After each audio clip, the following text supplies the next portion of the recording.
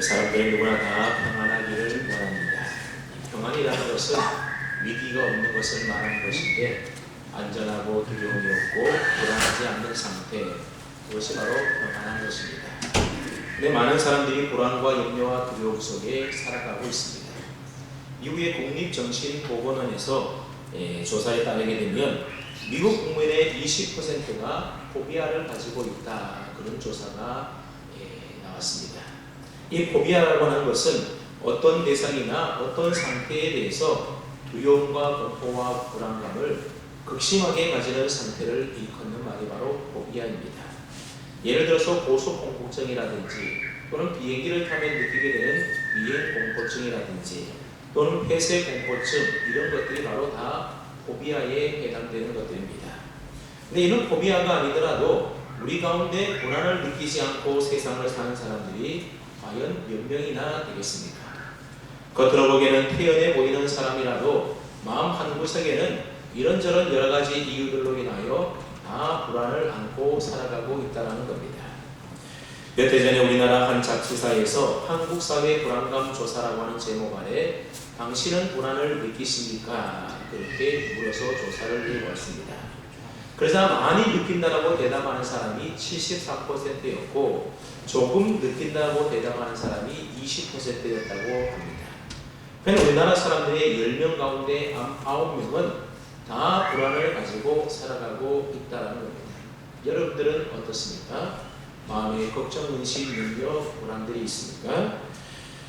그리고 또 왜 그렇게 불안감을 느끼는지 질문을 해보았는데, 어떤 사람은 북핵 문제 때문에 전쟁이 일어날까봐 불안해하고, 또 어떤 사람은 지진으로 인해서 지진이 일어날까봐 그런 불안감을 가지고 있기도 하고, 또 경제가 점점 나빠지지 않을까, 잦은 구조조정으로 해고가 계속되면 혹시 나도 직장을 잃어버리는 것은 아닐까, 혹시 건강이 잘못되지 않을까 등등 다양하게 불안의 요소가 참 여러 가지 많았다는 겁니다. 이처럼 사람들이 살아가면서 불안하고 걱정, 염려 속에 살아가다 보니 20, 30대 젊은이들 사이에 점집을 그렇게 찾는 사람들이 많이 늘어났다고 합니다. 여러분, 점을 치는 운세 문화는 사회가 불안할수록 점점 번창하고 커지는 경향이 있습니다. 젊은 이들도 불안하니까 뭔가 점집에 가서 기분 좋은 소리를 듣고 싶어 하는 것입니다. 그만큼 불안이 짙게 깔려있는 세상 속에 저와 여러분들이 살아가고 있는 것이다 볼 수가 있습니다. 게다가 불안을 한번 처리한다고 해서 불안이 완전하게 끝나는 것이 아니라는 겁니다. 한번 불안을 잘 처리해서 우리 마음의 평안을 얻었다 하더라도 그 다음에 또 다시 우리 마음에 불안이 찾아올 수가 있고 걱정, 근심, 염려가 찾아올 수가 있다고 하는 겁니다. 여러분, 예수 믿는 우리들의 경험을 보아도 그렇지 않습니까? 한때는 우리가 은혜 받고 하나님이 주시는 평안을 우리가 느끼면서 기쁨으로 찬양을 했었는데 어느새 자신도 모르는 사이에 마음이 불안해지면서 기도도 안 되고 또 밤낮 없이 시달리는 우리 자신의 모습을 발견하게 됩니다. 그러므로 중요한 것은 어떠한 환경 속에서도 우리가 불안해하거나 걱정하지 않고 평안을 누릴 수 있는 능력을 가지는 것이 무엇보다도 중요한 것입니다. 그렇다면 어떠한 환경과 상황에서도 불안해하지 않고 평안을 누릴 수 있는 능력을 우리가 어떻게 가질 수 있겠습니까? 오늘 우리 모두는 오늘 본문에 나오는 예수님의 평안을 좀 주목해 볼 필요가 있습니다. 예수님은 이 땅에 사시는 동안에 언제나 평안한 삶을 사셨던 분이십니다. 오늘 보면 27절 말씀을 보면 예수님께서 제자들에게 이렇게 말씀하십니다. 평안을 너희에게 끼치노니 곧 나의 평안을 너희에게 주노라. 내가 너희에게 주는 것은 세상이 주는 것과 같이 아니하니라. 너희는 마음에 근심하지도 말고 두려워하지도 말라. 예수님이 제자들에게 이렇게 말했습니다. 예수님은 제자들에게 마음에 근심도 하지 말고 두려워하지도 말라는 겁니다. 이 말씀을 볼 때에 지금 제자들은 어떠한 상태였다는 겁니까? 마음에 근심도 있고 두려워하는 마음이 가득 차 있었다는 겁니다. 대부분 예수님께서는 제자들에게 마음에 근심하지 말고 두려워하지 말라라고 하는 것입니까? 예수님에게 있는 평안을 제자들에게 줄 테니 근심하지 말라라고 말씀하고 있습니다. 여기서 예수님이 나의 평안을 너희에게 주노라 하실 때에 이 준다라고 하는 단어는 유산을 남긴다, 그런 의미의 단어가 사용되고 있습니다. 그래서 공동번역 성경에 보게 되면 나는 너희에게 평화를 남기고 간다, 그렇게 번역해 놓았습니다. 근데 예수님은 제자들에게 유산과도 같이 남기고 가는 이 평안은 세상이 주는 평안과 다르다, 그렇게 예수님이 말씀하고 있습니다. 다음에 여러분, 세상이 주는 평안이라는 것은 어떤 평안입니까? 세상 사람들은 돈이 많고 힘이 있고 권력이 있고 명예가 있고 세상적으로 출세하고 성공하다면 평안하다, 그렇게 생각을 합니다. 그래서 다른 사람보다도 더 많이 가지려고 얼마나 애쓰며 살아가는지 모릅니다. 또 다른 사람보다도 더 많은 권력을 쥐려고 더 성공하고 출세하려고 다른 사람과의 경쟁에서 휘터지게 싸우고 있는 겁니다. 여러분, 정말 돈 많고 출세하고 성공하고 권력을 누리면 우리 마음에 아무런 걱정, 의심, 불안이 없이 평안한 삶을 살아갈 수가 있을까요? 결코 그렇지가 않다는 겁니다. 돈 많은 사람은 돈 많은 사람대로, 출세한 사람은 또 출세한 사람대로, 권력에 앉아 있는 사람들은 그 사람 나름대로의 우리가 생각하지 못하는 더 큰 염려와 불안과 걱정을 가지고 살아간다는 겁니다. 그래서 옛말에 천석구는 1000가지 근심이, 만석구는 10,000가지 근심이 있다, 그런 말을 했습니다. 그래, 우리가 흔히 생각하는 돈 많고 명예가 있고 출세하고 성공하면 평안할 것이라고 하는 생각은 우리의 착각이라고 하는 겁니다. 물론 잠시 동안은 그것 때문에 평안할지 모르겠지만 여러분, 세상이 주는 평안이라고 하는 것은 모두 순간적이고 찰나적인 평안일 뿐이라고 하는 겁니다. 어떻게 보면 세상이 주는 평안은 젖먹이 아이들이 울 때에 입에 물려주는 공갈젖꼭지와도 같은 것이다, 그렇게 볼 수 있습니다. 여러분, 아이가 울 때에 공갈젖꼭지 물려주면 아이가 힘껏 빨지 않습니까? 아무리 힘껏 빨아도 젖이 없기 때문에 아무리 힘껏 빨아도 전혀 배가 부르지 않습니다. 오히려 힘이 빠져서 나중에는 더 배가 고파 오는 겁니다. 단지 젖꼭지를 빨고 있다고 하는 위안만 있을 뿐이라는 겁니다. 마찬가지로 이 세상이 주는 평안이라고 하는 것은 이처럼 헛된 평안이고 다 거짓된 평안이라는 겁니다. 그럼 우리는 알아야 합니다. 참 평안은 세상으로부터 오는 것이 아니라 누가 주시는 평안이라는 겁니까? 우리 주님이 주시는 평안이라고 하는 겁니다. 그래서 예수님은 제자들에게 나의 평안을 너희에게 주노라, 그렇게 말씀하고 계시는 겁니다. 그 다음에 여러분, 주님의 평안은 어떤 평안이겠습니까? 십자가를 앞둔 상황 속에서도 전혀 불안해하거나 요동하지 않는 그런 평안이 바로 예수님이 갖고 계셨던 평안이라는 겁니다. 즉, 가전 모욕과 멸시와 적대감과 증오, 그리고 배신과 고난과 십자가에서의 수치스럽고 고통스러운 죽음을 당하시면서도 조금도 요동하지 않도록 예수님의 마음을 지배하고 있었던 바로 그 평안을 말하는 것입니다. 이것이 바로 예수님이 가지고 누리셨던 평안입니다. 예수님은 이 평안을 이제 제자들에게 주시겠다고 약속하고 계십니다. 이런 평안이라면 여러분, 원치 않는 사람이 어디에 있겠습니까? 오늘 현대인들이 얼마나 스트레스에 시달리며 살아가고 있습니까? 스트레스에서 해방될 길이 없는 오늘 우리들에게 이런 평안보다 더 좋은 것이 어디에 있겠습니까? 극한 상황에서도 환경에 영향을 받지 않고 염려와 걱정과 불안 속에, 두려움 속에서 완전한 자유를 누릴 수 있는 그런 평안을 지금 예수님께서 약속하고 계신 겁니다.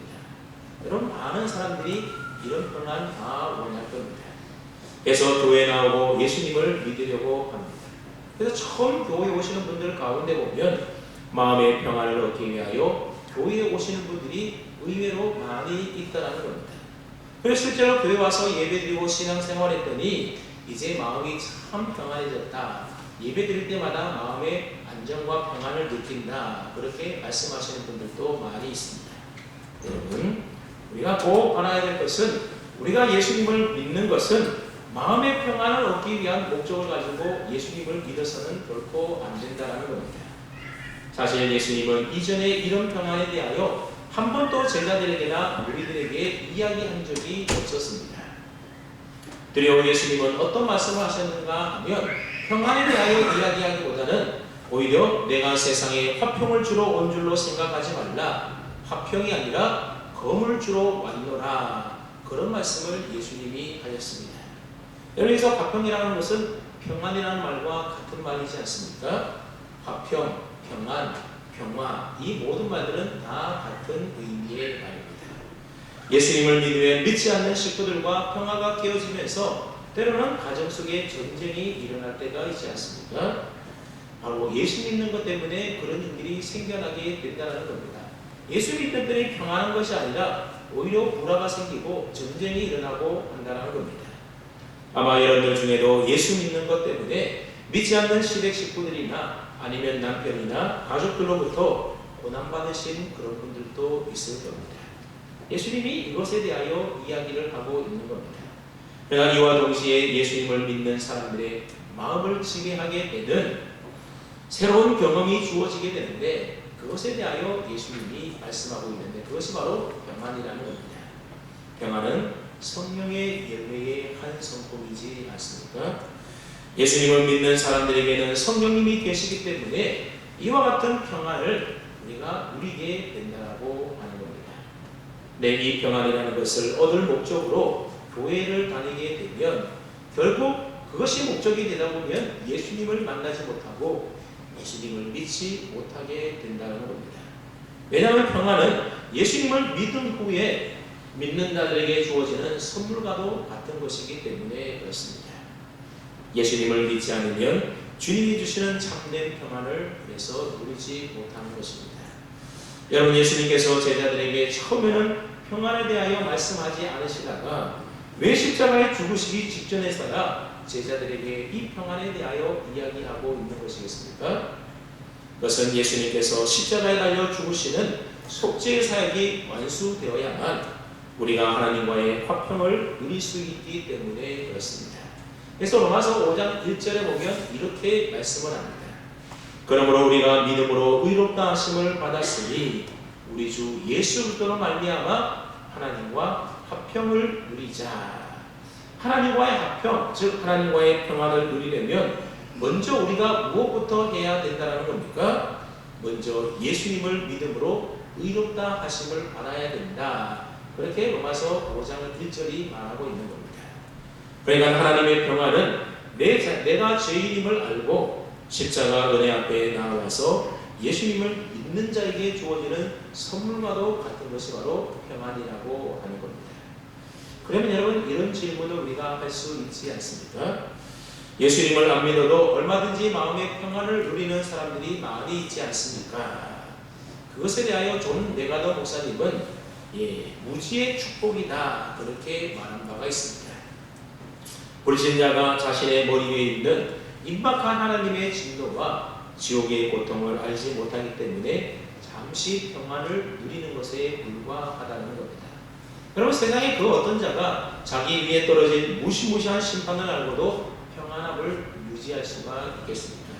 모르기 때문에, 무지하기 때문에 자신이 평안한 줄로 지금 착각하고 있다는 겁니다.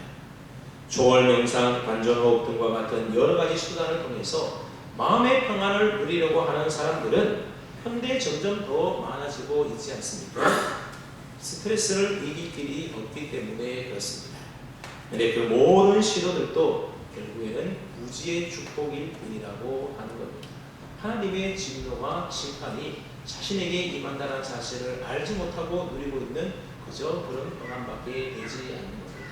진정한 평안은 하나님과의 화목, 하나님과의 화해를 통하여 우리는 진정한 평안을 누릴 수가 있게 되는 겁니다. 그래서 세상 사람들이 누리는 그런 평안이라고 하는 것은 그저 자신의 염려와 스트레스를 잊어버리려고 하는 몸부림에 불과한 것뿐인 것입니다. 그렇게 해서 얻는 평안이라고 하는 것은 그저 임시적인 방편에 불과한 겁니다. 그래서 주님이 주시는 평안은 세상에 주는 것과 다르다 그렇게 말씀하고 있는 겁니다. 여러분, 주님이 주시는 평안은 세상에 주는 평안처럼 거짓된 것이 아니고 무지의 축복도 결코 아닙니다. 주님이 주시는 평안은 영원하고 진실한 평안입니다. 여러분은 예수님을 진정으로 믿습니까? 진정으로 거듭나서 의롭다함을 받은 하나님의 자녀가 되었습니까? 그렇다면 평안을 주시겠다라고 하시는 이 주님의 약속은 바로 여러분들의 것임을 분명히 믿을 수 있기를 바랍니다. 여러분, 주님이 약속하시는 이 평안은 예수님이 제자들과 함께 계시는 동안이나 혹 떠나실 후에나 변함없이 누릴 수 있는 평안이라고 하는 것입니다. 그래서 바로 하나님과의 화목을 통하여 주어지게 된 평안이기 때문에 그렇습니다. 말하자면 우리에게도 좋은 일이 일어날 때나 나쁜 일이 일어날 때나 변함없이 누릴 수 있는 평안이라는 겁니다. 주님이 주시는 평안은 상황에 따라서 변할 수 있는 것이 아니라 세상이 주는 그러한 평안과 다르다고 하는 겁니다. 앞서 살펴보았던 것처럼 이제 예수님께서 제자들의 곁을 떠난다는 사실이 제자들에게는 어쩌면 큰 두려움과 염려와 걱정이었습니다. 그래서 예수님은 너희는 마음에 근심하지도 말고 두려워하지도 말라 그렇게 말씀하셨던 겁니다. 오늘 본문을 보면 예수님이 제자들 곁을 떠남에도 불구하고 그들이 평안을 누릴 수 있는 이유에 대해서 예수님이 말씀하고 계십니다. 우선 예수님이 제자들 곁을 떠나는 것이 예수님을 위해서도 그렇고 제자들을 위해서도 좋은 일이라고 하는 것입니다. 한번 28절 말씀을 함께 읽어보겠습니다. 28절입니다. 시작.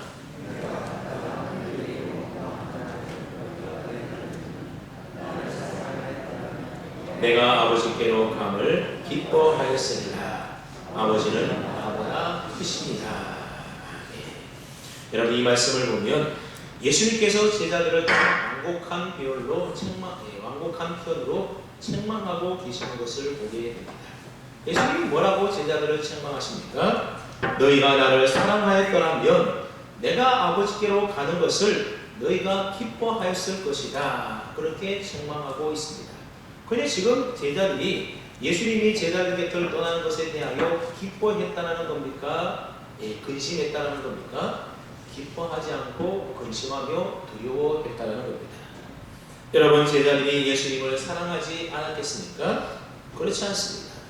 베드로와 도마는 죽음을 각오하고 예수님을 따르겠다라고 그렇게 고백했던 사람들입니다. 그런데도 예수님께서는 이렇게 제자들이 너희가 나를 사랑하였더라면 그렇게 이야기하고 있는 이유가 무엇이겠습니까?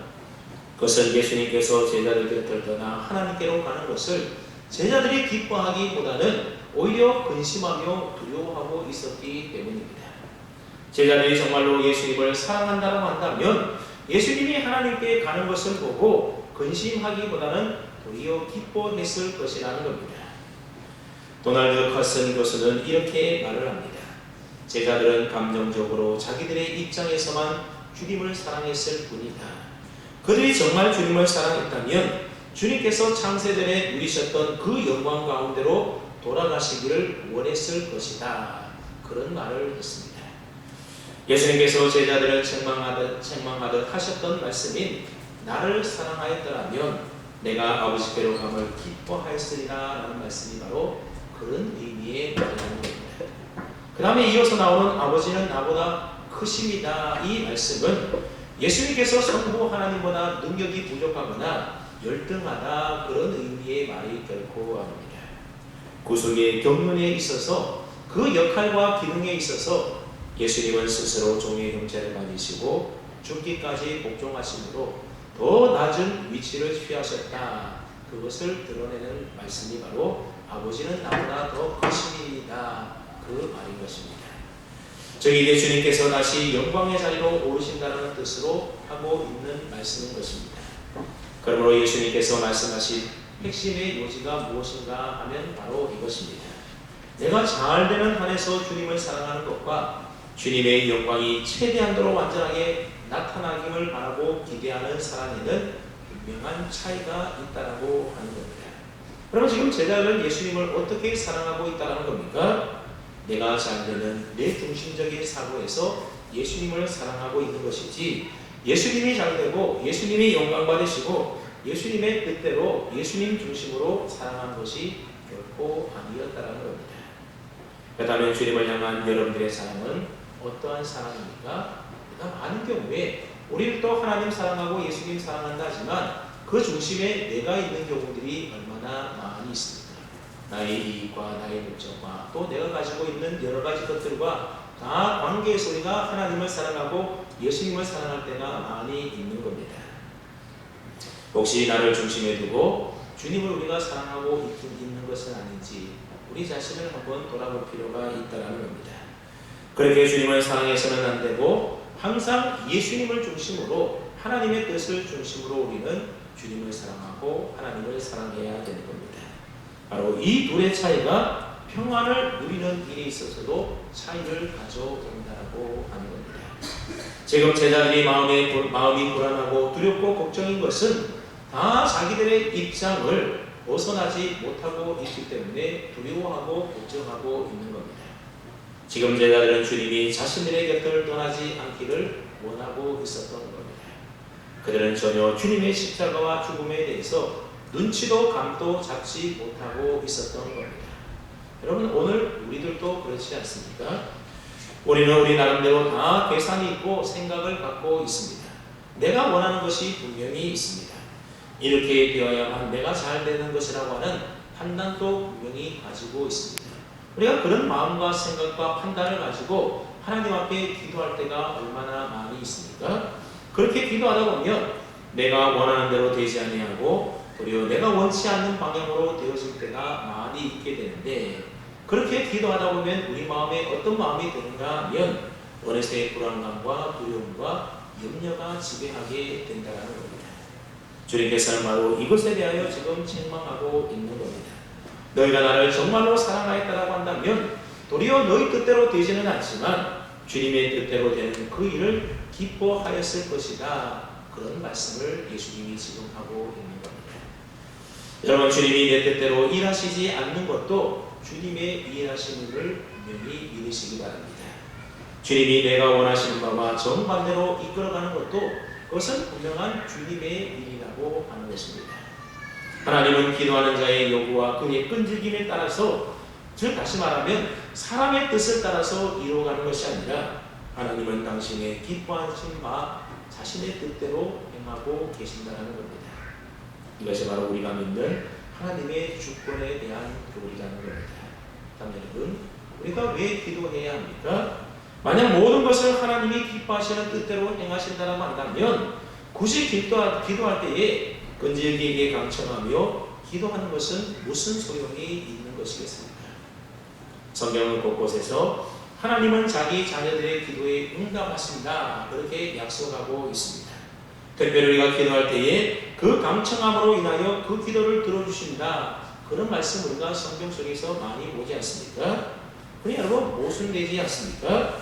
하나님은 하나님이 기뻐하시는 대로, 다시 말하면 우리가 하나님 앞에 뭔가 끈질기게 요구해서 그 사람의 뜻대로 이루어 가신 것이 아니라 하나님의 뜻대로 행하신다고 한다면 왜 하나님은 우리에게 강청하며 기도할 것에 대하여 요구하고 있는 것이겠습니까?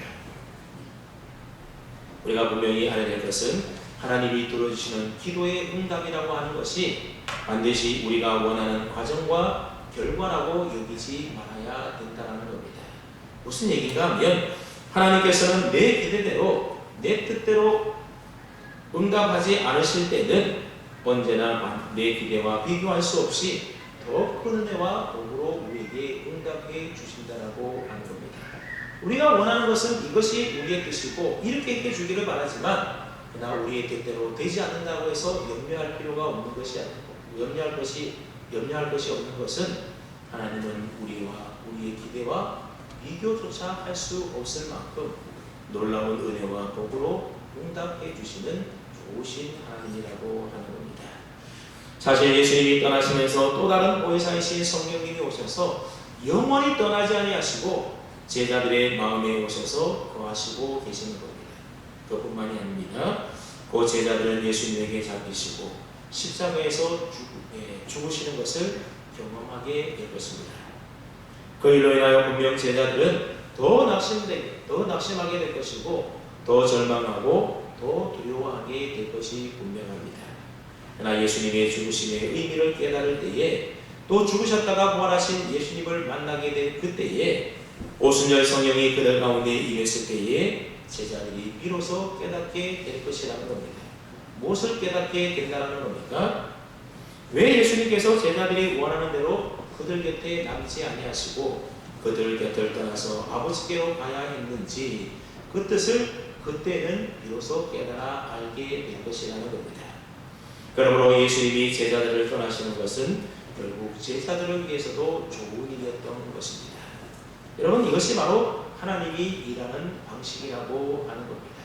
우리가 하나님 앞에 기도할 때에 왜 내 뜻대로 내 생각대로 내가 원하는 대로 되지 않을까? 지금은 이해가 잘 되지 않지만 그러나 나중에 되어질 일들을 볼 때에 하나님께서 이렇게 하시려고 나의 삶을 내 뜻이 아닌 하나님의 뜻대로 이렇게 인도하셨구나라는 것을 나중에서야 우리가 비로소 알게 되고 그것이 결국 우리들에게도 좋은 일이 된다고 하는 것입니다. 이렇게 하나님이 일하신다고 하는 것입니다. 이해가 되지 않고 왜 하나님이 내 기도, 내 소원, 내 뜻대로 응답하지 않는지를 생각할 때에 우리는 조바심과 불안과 두려움이 앞서게 됩니다. 그러나 그때 하나님은 우리의 기대보다도 더 큰 것을 주시기 위해서 당신의 전지하신 지혜와 전능하신 능력으로 우리를 위하여 일하고 계신다는 사실을 우리가 분명히 믿어야 하는 겁니다. 이것이 믿음이고 이것이 신앙이지 않습니까? 무조건 내 뜻대로 다 되면 그것은 마치 우상 종교와도 같은 것입니다. 이 믿음 안에서 하나님은 우리를 기쁨과 평안으로 충만케 해 주시는 것입니다. 그러니 주님이 약속하신 평안은 결코 우리가 처한 상황에 의하여 흔들리지 않는 평안이라고 하는 겁니다. 30절에 보면 예수님은 이제 제자들 곁을 떠날 때가 되었다는 것을 이렇게 표현하는데 한번 30절 말씀을 함께 읽어보겠습니다. 30절입니다. 시작.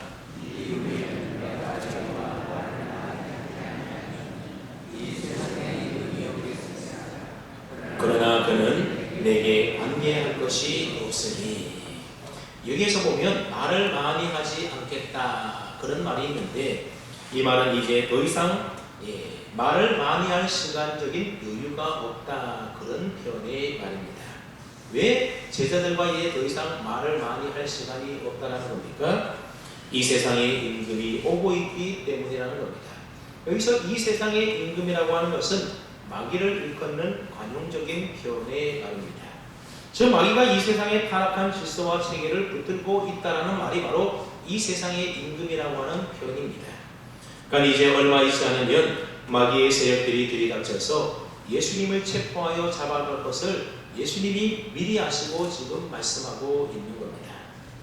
지금 예수님께서 제자들과 이 깊은 말씀을 나누는 순간에도 가룟 유다는 이미 나아가서 예수님을 팔고 관원들과 군인들과 함께 예수님을 잡으려고 계획 중에 있었던 겁니다.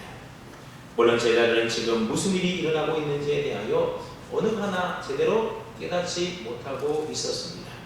그저 자신들의 안위만 급할 뿐이었던 겁니다. 이제 이 세상 임금 마귀가 가룟 유다를 통하여 유대 관원들과 빌라도와 로마 군인들에게 역사해서 결국 그날 밤부터 다음 날까지 예수님을 신문하여 십자가형을 집행하게 될 것입니다. 그러나 예수님은 그는 내게 관계할 것이 없다 그렇게 말씀하십니다.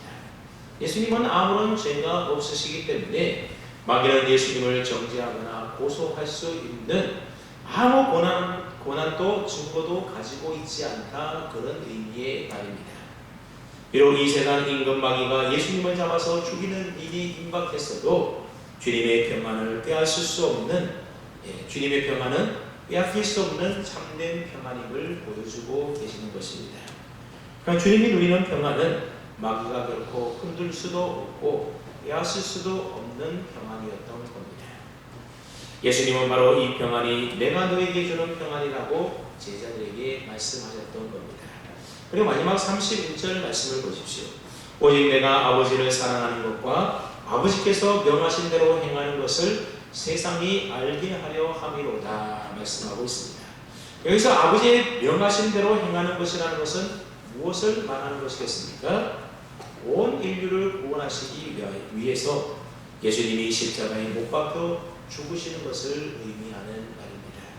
그러니까 십자가의 죽으심은 예수님께서 마귀에게 패배당하여 당하신 증거가 아니라 무슨 증거라는 겁니까? 오히려 아버지를 사랑하기에 죽기까지 순종하여 아버지의 명대로 행한 증거라고 하는 것입니다. 예수님이 일시적으로 마귀의 권세에게 고통을 당하게 될 것이지만 그것은 예수님의 능력이 부족해서 고통당하는 것이 아니라는 겁니다. 즉 십자가는 하나님의 실패도 아니고 무능력도 아니라는 겁니다. 오히려 온 인류를 구원하시고자 하시는 하나님 아버지의 오묘하신 구원의 섭리 아래 진행되고 있는 구원의 한 과정이었다라고 하는 겁니다. 그렇게 주님은 십자가 죽음 앞에서도 평안했던 겁니다. 하나님이 다시 예수님을 살려주실 것을 굳게 믿었기 때문입니다. 하나님 여러분, 예수님이 누리는 평안은 십자가 앞에서의 평안이었고 마귀가 여러 모양으로 괴롭히는 상황 속에서도 누렸던 평안이었고 죽음 앞에서도 누리는 평안이었던 겁니다. 그러므로 주님이 주시고자 하는 평안은 어떤 평안인가 하면 그것은 무풍지대에서의 평안함이 아니라 폭풍 속에서도 누릴 수 있었던 평안이었던 겁니다. 즉 주님이 주시는 평안은 고난과 절망과 문제가 없는 평안이 아닙니다. 고난도 있고 역경도 있고 절망도 있다라는 겁니다. 질병도 있고 아픔도 있다라는 겁니다. 심지어 죽음까지 있다라는 겁니다. 그럼에도 불구하고 누릴 수 있는 평안이 바로 우리 주님이 주시는 평안인 것입니다.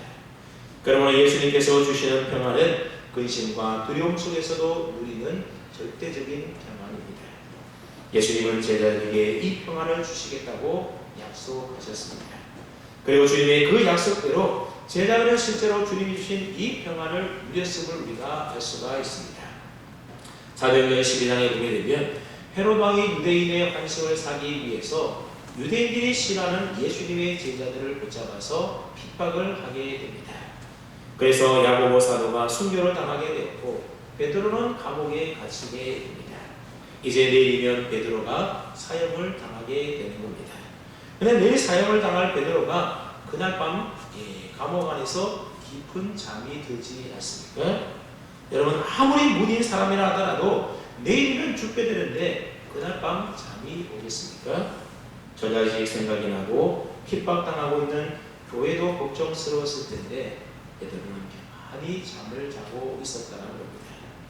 그것도 천사가 와서 옆구리를 쳐서 깨워야 할 정도로 깊은 잠이 들었습니다.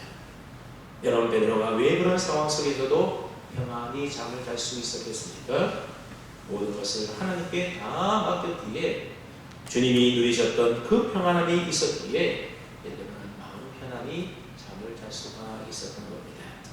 이처럼 베드로 역시도 환경을 초월하고 죽음을 초월한 평안을 누리고 있었다는 사실을 알 수가 있습니다. 여러분 바울과 신라도 빌립보에서 전도하다가 아무 죄도 없음에도 불구하고 붙잡혀서 뇌를 실컷 맞고 옥에 갇히지 않습니까? 그네 감옥에서 억울하고 원통해서 이를 박박 깔았던 것이 아니라 오히려 그곳에서 찬송하며 기도했다는 겁니다. 바울과 신라 역시도 환경을 초월한 평안과 기쁨을 그 마음속에 누리고 있었던 겁니다.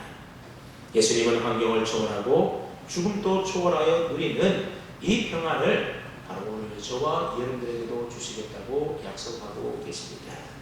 그러므로 저와 여러분 모두가 세상이 줄 수 없는 주님이 주시는 이 참된 평안을 반드시 다 받아 누릴 수 있는 그런 축복의 주인공들이 다 될 수 있기를 주님의 이름으로 축원합니다. 아멘.